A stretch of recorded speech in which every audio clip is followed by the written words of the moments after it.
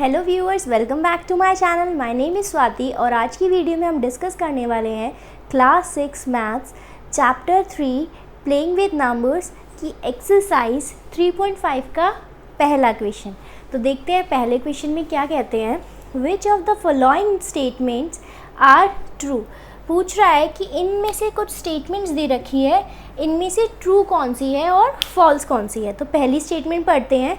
If a number is divisible by 3, अगर कोई एक नंबर है जो कि 3 से डिवाइड हो जाएगा completely, it must be divisible bye 9। तो क्या ये बात सही है? लेट्स से एग्जांपल से देख लेते हैं हम। अगर एक नंबर है 27, 3 से डिवाइड हो जाएगा, तो क्या 27 9 से भी कम्प्लीटली डिवाइड होगा? देखते हैं। 3 1 जा 3 9 जा 9 1 जा 9 3 जा। इसके लिए तो ये सही बात हो गई। अभी कोई और नंबर भी लेके देख लो। सपोज़ एक नंबर है 6 जो कि 3 से डिवाइड हो जाएगा, है ना। तो क्या ये 6 9 से भी डिवाइड हो जाएगा? नहीं। 3 1 जा 3 3 2 जा 6, ये तो डिवाइड हो जाएगा लेकिन 9 से डिवाइड नहीं होगा। तो हमने क्या देखा एग्जाम्पल से कि ये स्टेटमेंट हमारे को जो दी हुई है, क्या if a number is divisible by 3 it must be divisible bye 9, ये स्टेटमेंट क्या है? फॉल्स है। ठीक है, क्लियर हो गया एग्जाम्पल से। क्योंकि 3 के जो मल्टीपल्स आएंगे वो 3 से तो डिवाइड होंगे, लेकिन ज़रूरी नहीं है कि वो 9 से भी डिवाइड होंगे। जैसे कि अगर 15 है, 3 से डिवाइड हो जाता है, तो क्या 15 9 से भी डिवाइड होगा? नहीं होगा। ये 5 हो जाएगा लेकिन 9 से तो डिवाइड नहीं होगा। तो इसका मतलब ये स्टेटमेंट हमारी फॉल्स है। ठीक है, अब हम इसकी नेक्स्ट स्टेटमेंट की बात करते हैं। हाँ जी, तो अब नेक्स्ट स्टेटमेंट क्या है? If a number is divisible by 9, अगर कोई नंबर है जो कि 9 से डिवाइड होता है, it must be divisible bye 3, तो क्या वो नंबर 3 से भी डिवाइड होगा? देख लेते हैं हम इसके एग्जाम्पल्स। 9 से कौन से नंबर्स डिवाइड होते हैं? जो भी 9 के मल्टीपल्स होंगे वो 9 से डिवाइड होंगे। जैसे कि 18 27 36। ठीक है, 3 ले लिए अभी हमने एग्जाम्पल्स।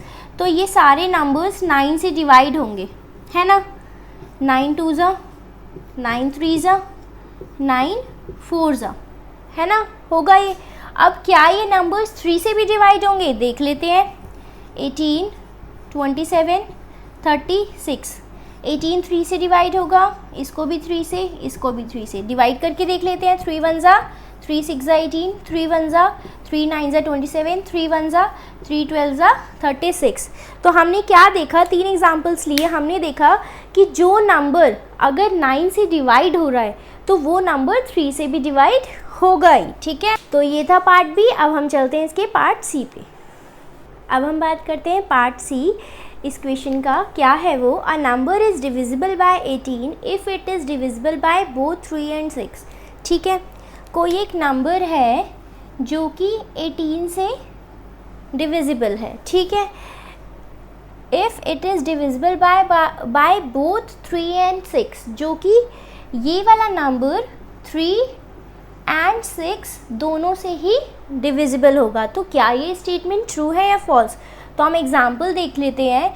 सपोज़ ये नंबर है 36। ठीक है, अब 36 जो नंबर है, तो 36 तो 18 से डिवाइड होगा ही, है ना। 36 तो 18 से डिवाइड होगा ही। 18 2 जा 36। तो क्या अब 36 3 से और 36 6 से डिवाइड होता है? हाँ जी। 3 1 जा 3 1 जा 3 3 2 जा 6 6 1 जा 6 एंड 6 6 जा 36। तो यानी कोई नंबर अगर 18 से डिवाइड है होगा, तो यानी वो उसके फैक्टर से भी डिवाइड होगा। क्यों? क्योंकि 18 के फैक्टर्स क्या क्या है? 18 के फैक्टर्स 3 और 6 हैं। और हम ये पढ़ चुके हैं कि अगर कोई नंबर है जो अगर वो किसी नंबर से डिवाइड होगा तो उस नंबर के फैक्टर से भी वो नंबर डिवाइड होगा। ठीक है, सपोज़ एक नंबर है 54। ठीक है, अभी ये 18 से अगर डिवाइड होता है ना, तो क्या ये 18 के जो फैक्टर्स से भी डिवाइड होगा? अब 18 के फैक्टर्स क्या क्या होंगे? 1 2 3 6 और 18, है ना, और 9 भी होगा क्योंकि 9 2 ज़ा 18 होता है, 9 और 18। तो क्या ये नंबर जो दे रखा है, ये वाला नंबर, क्या ये नंबर इन फैक्टर से भी डिवाइड होगा? डिवाइड करके देख लो। 2 से डिवाइड होगा कम्प्लीटली, हाँ, क्योंकि लास्ट में 4 आ रहा है। 3 से होगा, 5 + 4 = 9, तो 3 से भी होगा। 6 से होगा, यस, 6 से भी कम्प्लीटली डिवाइड होगा क्योंकि डिवाइड होगा, और 6 से भी होगा, क्यों? क्योंकि 6 9 ज़ा 54। अभी 9 से होगा, 9 से भी होगा क्योंकि 9 6 ज़ा 54 होता है। 18 से होगा, 18 से तो होगा ही, 18 3 ज़ा 54।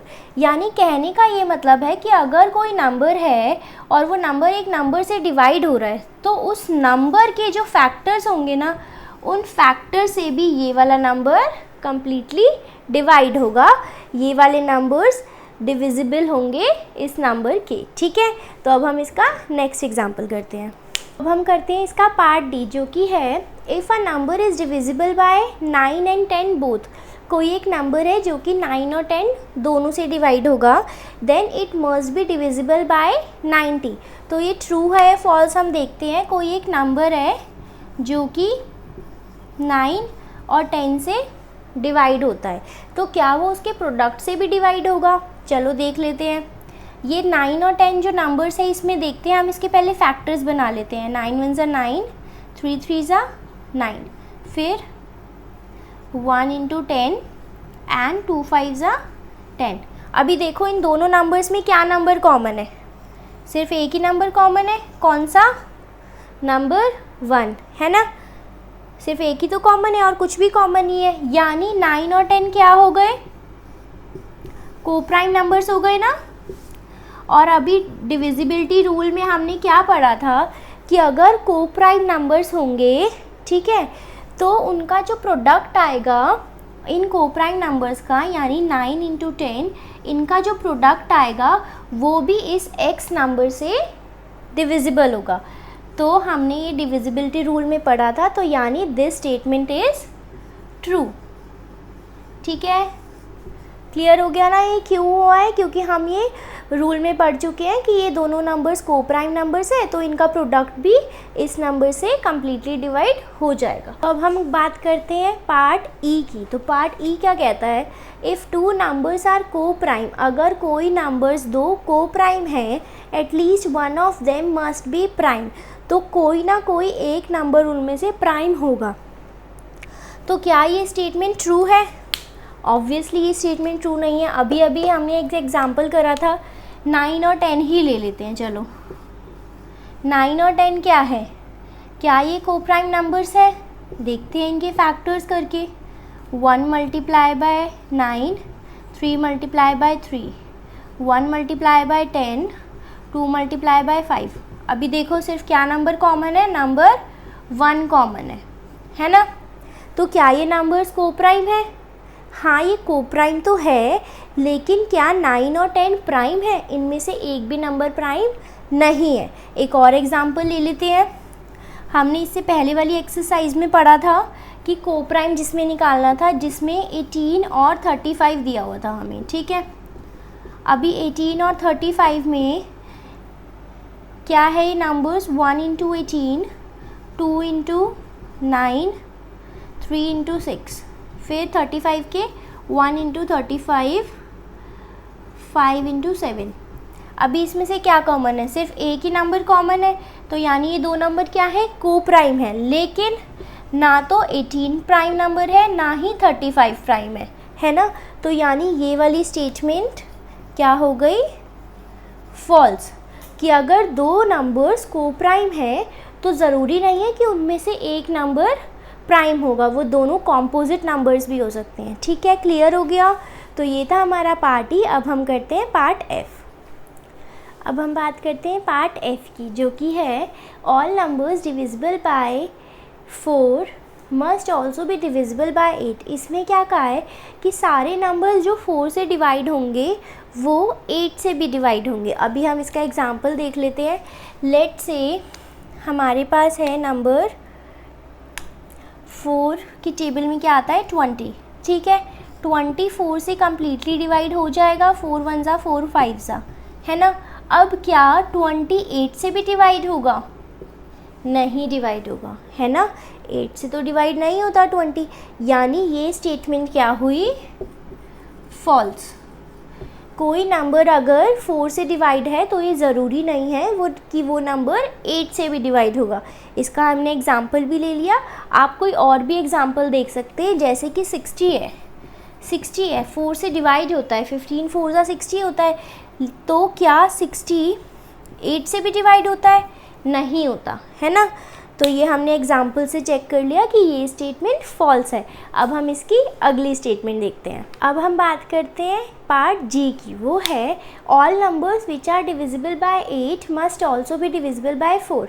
अभी इससे पहले वाले में हमने इसका जस्ट उल्टा किया है। उसमें क्या था कि सारे नंबर जो 4 से डिवाइड होंगे क्या वो 8 से भी डिवाइड होंगे। इसमें क्या है, जो सारे नंबर 8 से डिवाइड होंगे वो क्या 4 से भी डिवाइड होंगे। तो हम देख लेते हैं 8 के मल्टीपल्स देख लेते हैं क्या क्या है।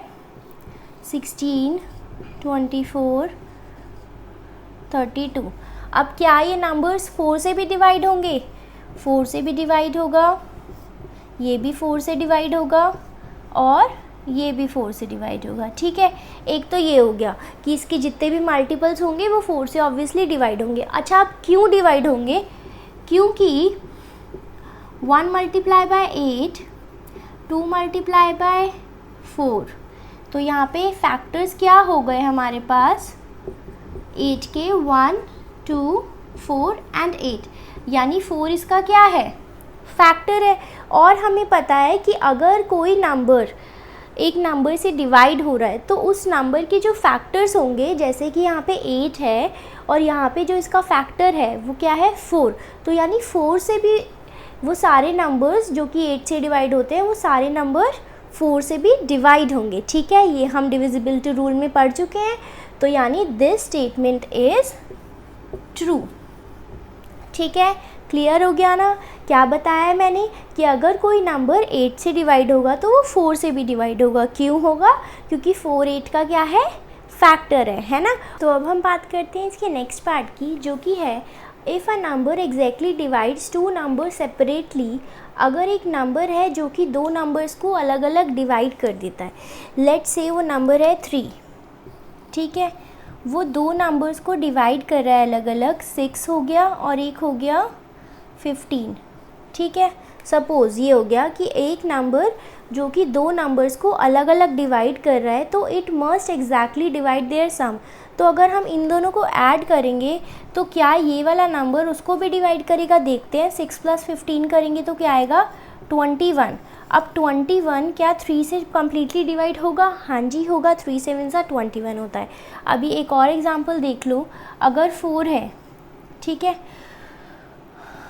4 अगर डिवाइड कर रहा है 8 को और 12 को कम्प्लीटली, क्या पूछा है, इफ़ अ नंबर जो कि है 4 डिवाइड्स टू नंबर सेपरेटली, दो नंबर्स को अलग अलग डिवाइड कर रहा है, इनका सम भी इस नंबर से डिवाइड होगा या नहीं ये हमें पता लगाना है। तो 8 + 12 इज़ 20, तो यानी 4 20 को भी कम्प्लीटली डिवाइड करेगा। तो इस स्टेटमेंट में क्या कहा था, if number exactly divides two numbers separately it must exactly divide their sum also। यानी एक नंबर अगर दो नंबर को डिवाइड करेगा तो उन दो नंबर्स को ऐड करके जो नंबर आएगा वो नंबर भी उस पहले वाले नंबर से कम्प्लीटली डिवाइड होगा। तो यानी ये स्टेटमेंट क्या हो गई, ट्रू। ओके, क्लियर हो गया ना अच्छे से। तो अब हम इसका लास्ट पार्ट करते हैं। बात करते हैं इसके लास्ट पार्ट की, जो कि है if a number exactly divide sum of two numbers it must exactly divide the two number separately. अगर कोई नंबर दे रखा है जो कि उसके सम को डिवाइड करता है तो क्या वो उन दोनों नंबर्स को भी डिवाइड करेगा, ये इसने कहा है। तो लेट्स से एक नंबर है 21, ठीक है, जो 3 नंबर है वो इसको कम्प्लीटली डिवाइड करेगा। और इसके सम निकाल लेते हैं हम। 21 को कैसे लिख सकते हैं, 1 + 20 भी लिख सकते हैं।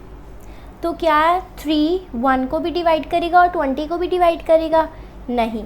अभी एक और एग्जांपल ले लो, सपोज़ 2 है, ठीक है, 2 एक नंबर है जो कि किसको डिवाइड करता है, 18 को, ठीक है। 13 + 5 लिख सकते हैं हम 18 को।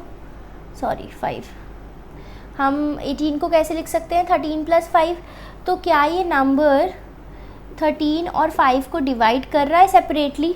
नहीं डिवाइड कर रहा है ना, तो यानी ये स्टेटमेंट क्या हो गई, फॉल्स। तो आंसर आपका है फॉल्स। तो ये था आपका फर्स्ट क्वेश्चन। अब हम इसके अगले क्वेश्चन पे चलते हैं।